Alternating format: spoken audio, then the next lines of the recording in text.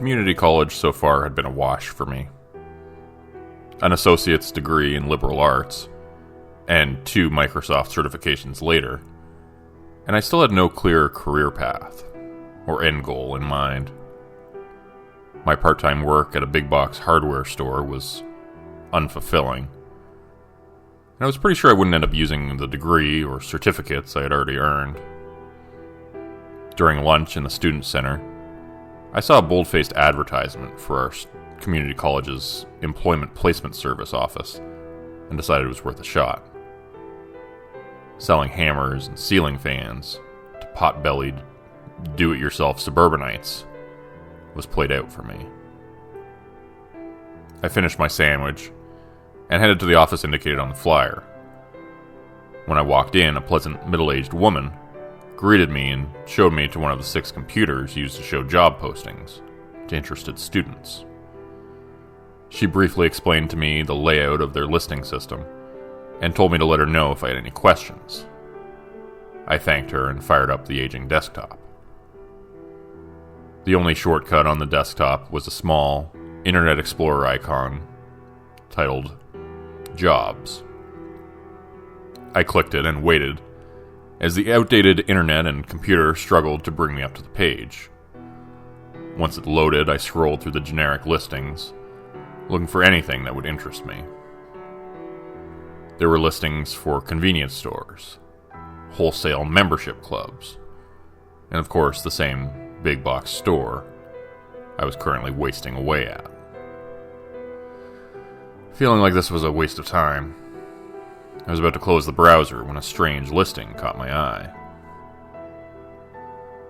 Don't click here unless you are seeking a lucrative and long-term employment. Serious inquiries only. Certain terms may apply. Feeling certain none of the other countless job postings interested me, I decided to click on it, and began to read. Hello to all of you potential recruits. Allow me to introduce myself. I am Mr. Deacon, and I'm a talent scout of sorts. Don't worry about my first name. We likely won't have more than 2 or 3 conversations at a maximum, so overfamiliarity will do us no favors. My clients task me with acquiring talented individuals for extremely specific and high-pressure career opportunities. It is my assurance to you that should we meet to discuss an employment opportunity, you will be provided a cash offer, unattainable anywhere else. Do you need medical? Not a problem. Paid time off varies by job posting, but in most instances 1 to 2 weeks a year will be considered manageable. Retirement, if of course you reach it, is unparalleled in any other public or private sector job. The contract terms are quite binding, though. You see, once you fill these positions, it is of the most importance that the position stays filled. Your work, dear applicant, is a matter of life and death in most instances. I performed these talent acquisitions for the better part of the last 50 years, and have found that the greatest success in filling these unique roles simply lies in telling the truth. My clients seek a desperate sort. Those down on their luck seem to be far more willing to take on this employment. It is difficult to convince a person with a comfortable lifestyle and a rainy day fund to accept these deadly jobs. In recent years, I have also discovered that the curious sort will occasionally wander in to my reach to fill these positions. Dear applicant, you may have heard tales of my talent acquisitions from time to time. A random tale pops up describing their gainful employment. Tales of beasts, tortured souls, foul imps. My father often told me as I grew up that you shouldn't believe every outlandish tale you hear. What he didn't tell me is that more of the outlandish tales you hear are true, but we simply cannot accept the maddening possibilities the darker corners of our world can bring. I've gotten terribly off track. Please allow me to regain my footing here. Below, I will tell you of 2 positions available, as well as the benefits and potential risks. You clicked on this listing, so I can only assume you know what you may be getting into. Position 1. Evening shift, cave, watchman, and marksman. Pay $5,000 per non-sighting week. $1,000 bonus for successful extermination. Description: if you've ever fancied the tranquil life of lakeside cabin living, then we have been searching for you. Accommodations in a rustic but well-equipped cabin in the dense woodlands of the eastern Kentucky mountains are available. Your shift will begin at 5 p.m. Eastern Standard Time and end at 5 a.m. Eastern Standard Time from Monday to Friday. No holidays or weekends at this time. Your duties are minimal, but quite specific. At the beginning of each shift, you will be provided with 2 rifles and abundant ammunition. Please have experience with firearms and the maintenance thereof, as you will need to perform daily checks on your primary and secondary weapon each shift. You will be posted in a 50-foot high watchtower at the intersection of 3 cave entrances. Most accurately, in this situation, they are cave exits. You are never to enter the caves.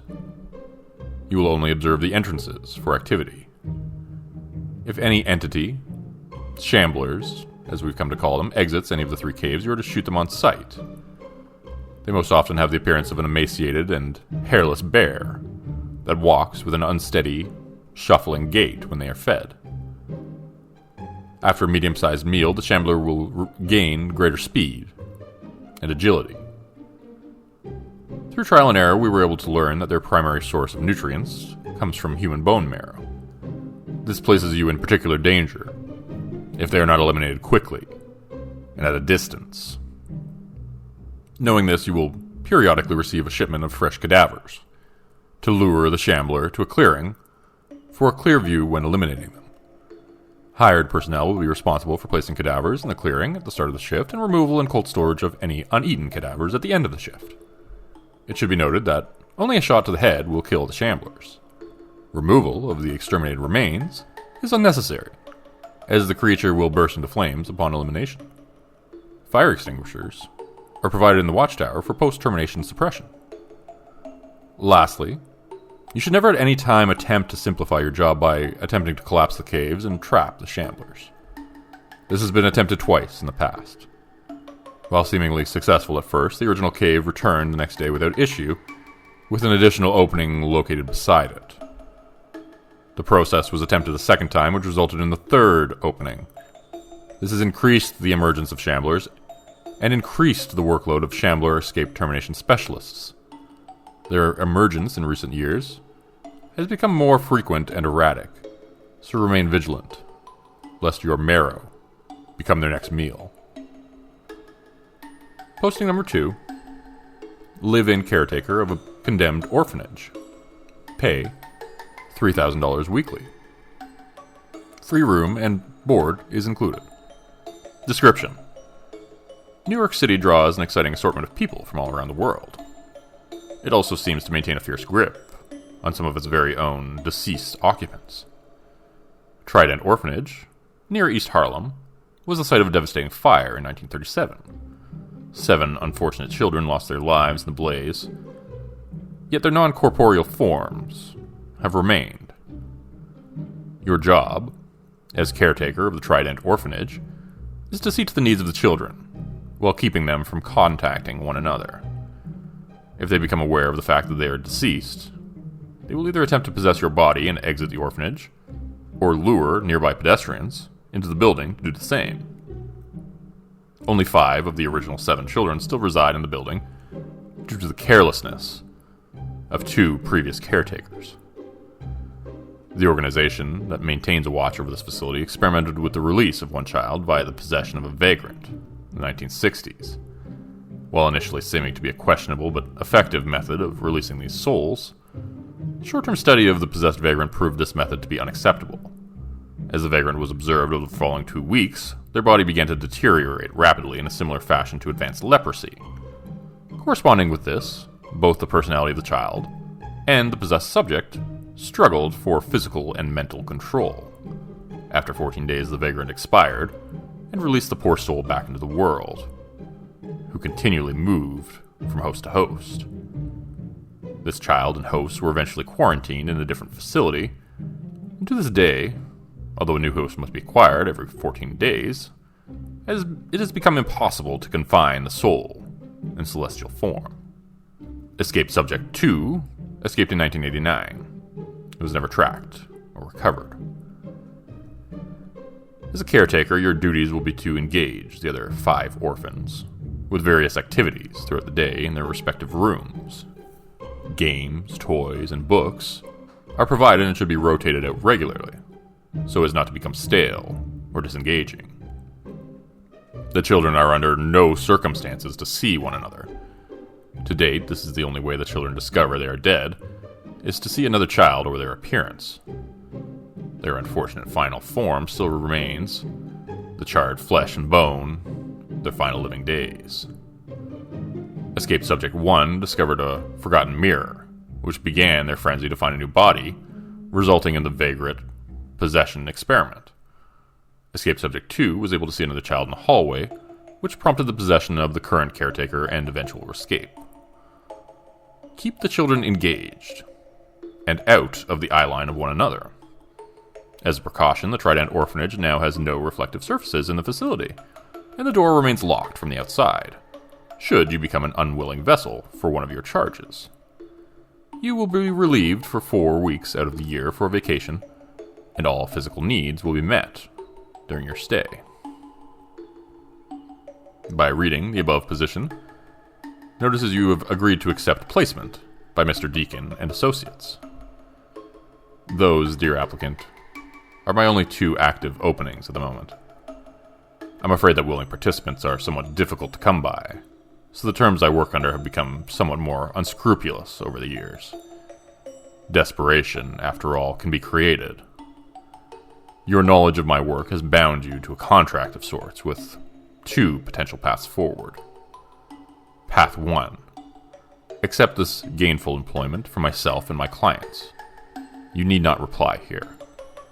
All you need to do is write posting number 1 or posting number 2 on a sheet of paper. Place it in an envelope with a small drop of your blood on the corner and place it in your mailbox. One of my couriers will be by this evening to check for your reply. We already know where you are, so no need to share your location. In the event of a failure in one of these postings, we may collect you in the future as a more proper replacement.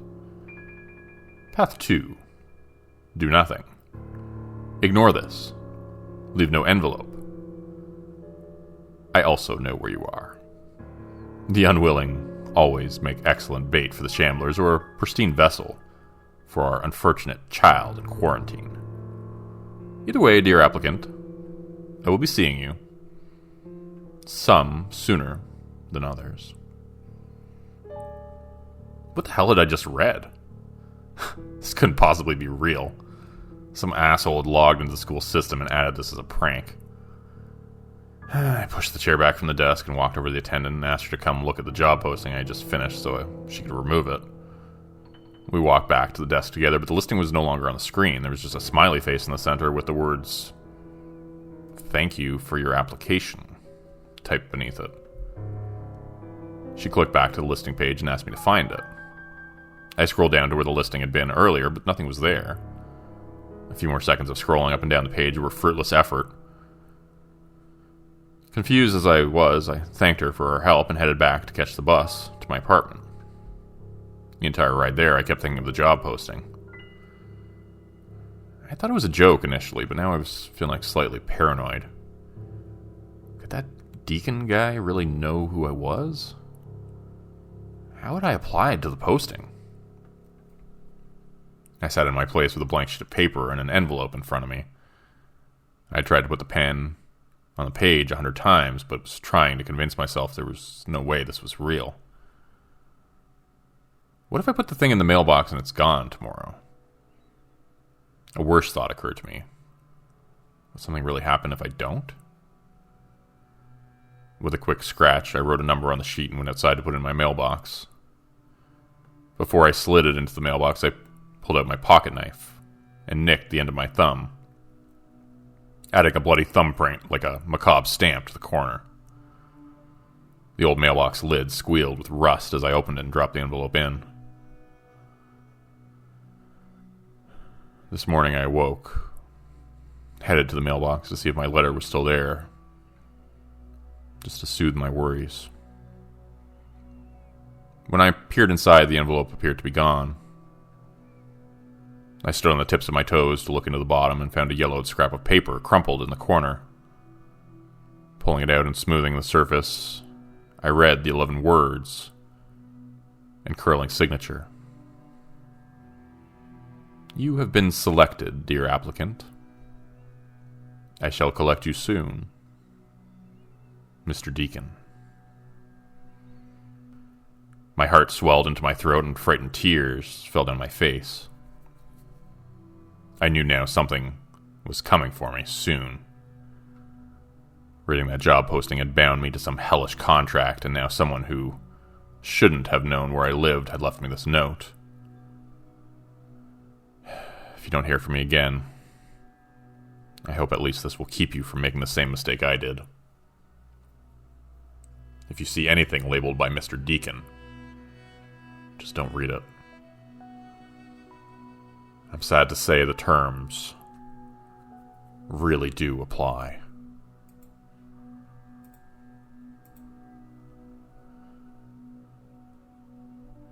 Times have been lean during the recession and pandemic. I've been on unemployment for about a year and a half, with no suitable work turning up. Seems like every application I've put in has been a fruitless effort. The worker I'm assigned to at the local unemployment office used to be sympathetic with my situation, but now she seems like she's just frustrated with me. I've turned in so many rejected applications to maintain my unemployment that she's recently made some changes to the way she handles my case. It's no longer enough for me to bring proof of the applications I've submitted. From this point going forward, I have to make an appointment with the office to come in and submit 5 applications a week on a state computer in their meeting room. Embarrassing as it is, I'm getting desperate for work, but I'm also desperate to keep the unemployment check until I find some. My last office visit was a worse experience than usual. A friend of mine had recently disappeared, but we haven't heard from him for weeks. I had plenty of time on my hands, being jobless, to help search for him, but we hadn't had any success so far.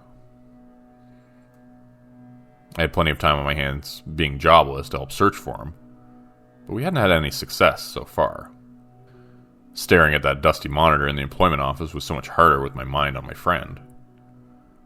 I had already filled out 4 applications and was searching for a 5th, when one with a different and less informative subject line popped up. Mr. Deacon is here again with a new job offer. Certain terms may apply. I clicked on it and began to read. Hello to all of you potential recruits. Mr. Deacon here again, and as always I'm excited to see you. Welcome back to some of those I am already familiar with.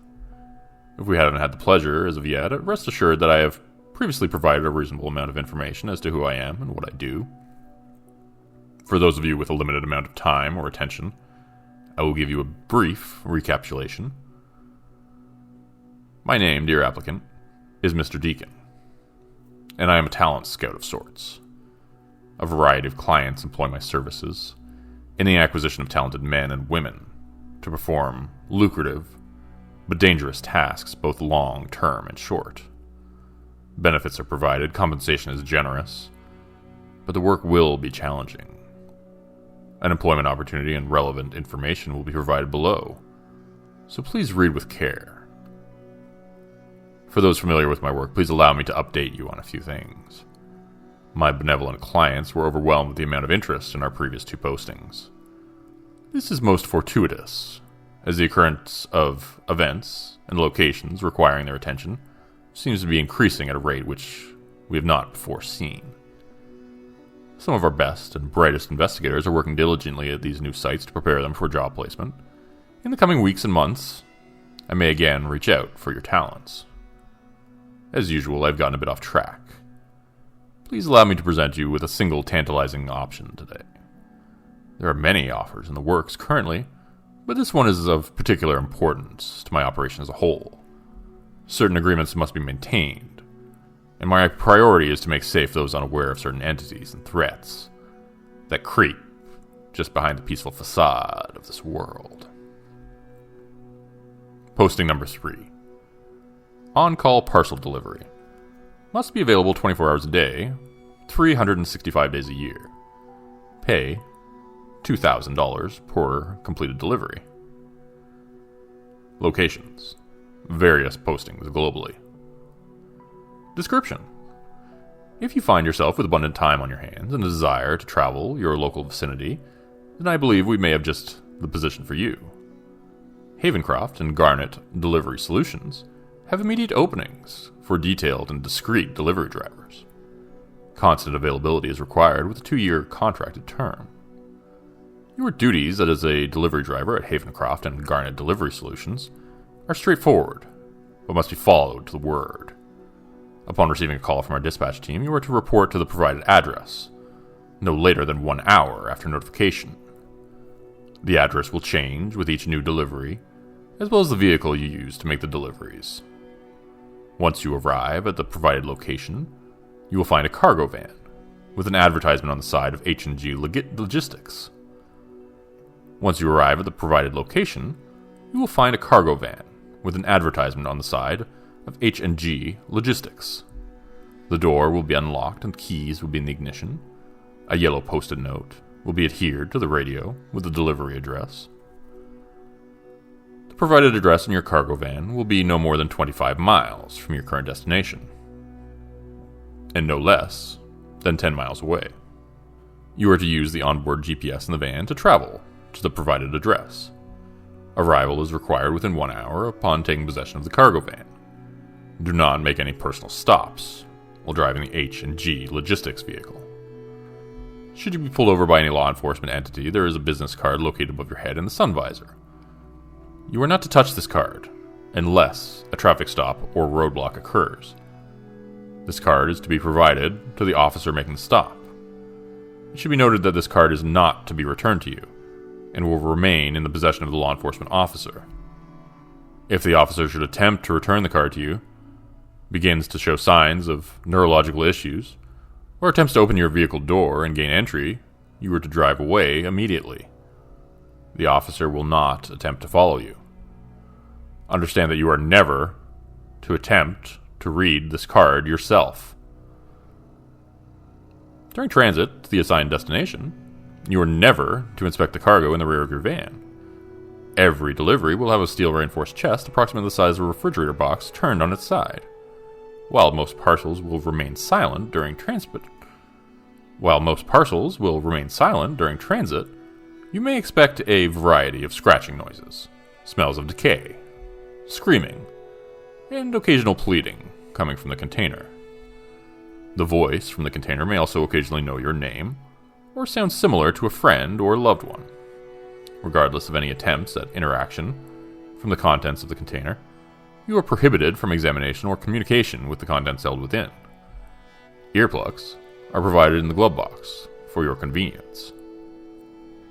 Upon arrival at your delivery destination, you are to pull within 25 feet of any door and honk the horn 3 times. Turn off the engine, place the keys on the dashboard, and place the sleep mask located in the console cup holder over your eyes. If you place the provided earplugs in your ears, they must be removed at this time. Within 45 seconds of honking the horn, you will hear the back doors of the van open, and the cargo will be removed. After the doors have been closed, you will hear 3 knocks on your driver's side window. Roll it down with the manual crank handle. A voice will ask why you are there. You must repeat the following words in exactly this order. We have provided what has been agreed upon. May our gift provide your continued mercy. Do not remove your blindfold. Do not attempt to move. While you may be tempted to depart at this point, you must remain in place. You will hear the container be opened, and the unmistakable sounds of a struggle. Even if the cargo has previously been quiet, it will at this point undoubtedly begin to scream. Breaking bones, wet tearing of flesh, and other telltale signs of feeding will follow the cargo if it's found to be acceptable. The feeding process will last for approximately 5 minutes. At the end of this, you will hear the back doors of the cargo van open, and the container will be placed back in and the doors resecured. If you have followed all of these steps correctly, you should hear 3 additional knocks on your window. At this time, you are to count aloud and to 100 and take off your blindfold. Start the van, depart the location, and do not visually investigate the areas you leave. Return the van to your pickup destination and retrieve the folded handkerchiefs and matches located in the passenger seat. Exit the van and place the handkerchief in the gas tank opening and ignite the handkerchief with the provided matches. Move quickly out of the vicinity of the vehicle. Regardless of the distance you are required to travel by foot back to your home. Upon arrival, you will find an envelope with payment located inside your front door. Failure, in part or whole, during this process will result in near immediate death. By reading the above position notice, you have agreed to accept placement by Mr. Deacon and Associates. So there you have it, dear applicant. This posting is near and dear to my heart, as I have overseen this position from the beginning of my career. Your dedication to the service will continue to maintain a delicate balance, kept in place since time immemorial. As to how you shall show interest, dear applicant, please do the following. Before you go to bed this evening, take a drop of your blood and spread it evenly on your thumb. Press your thumb to the center of a mirror in your home and leave the bloody print there. The courier is working on more expedient avenues of travel, so this should improve the process just a touch. If the print is there in the morning, then your services will not be required. Should your print be gone, then my associates will soon be in touch. If we do not select you for this position, I ask that you do not become despondent. Rest assured I will return with other exciting opportunities in the future. As with last time, dear applicant, I will be seeing you, some sooner than others. Thank you, Mr. R. Deacon and Associates. My stomach was in a knot. Everything in that position was so unsettling, I couldn't believe it was real. I read a few portions of it again in disbelief, but the outlandishness of the words on the screen just intensified in my mind. Grabbing the mouse, I moved the cursor down to the back button and clicked it, and a new screen came up with a smiley face and the words, "Thank you for your application," beneath it. Feeling unsettled, I got up from the desk and headed for the door. My caseworker asked me if I had finished my applications for the week, but I just ignored her and headed out the front door and started walking home. I know they were just words on the screen. Something deep in the pit of my stomach felt like something was wrong. It felt like something was watching me. But every time I looked over my shoulder, there was no one there. I sat on the edge of my bathtub, feeling sick to my stomach. Glanced up at the bathroom mirror now and again, and the thought played in the back of my mind that maybe I should put that bloody thumbprint there. If this was all a joke, I had nothing to lose. If it wasn't, I may have already agreed to something much worse. Running a razor over my thumb, the blood blossomed into a pool, and I planted the print onto the mirror and got into bed. This morning, when I went to the bathroom and turned on the light, I let out a shrill cry when I looked at the mirror. My thumbprint was gone, but now there was a long and winding cursive written in scarlet red in the center. Talk to you soon, dear applicant. Mr. Deacon. I could feel my heart hammering against the wall of my chest. Startling me for a second time, my phone began to ring in my pocket. And fishing it out, I looked at the caller ID. to see that H&G Delivery Solutions blinks on the screen.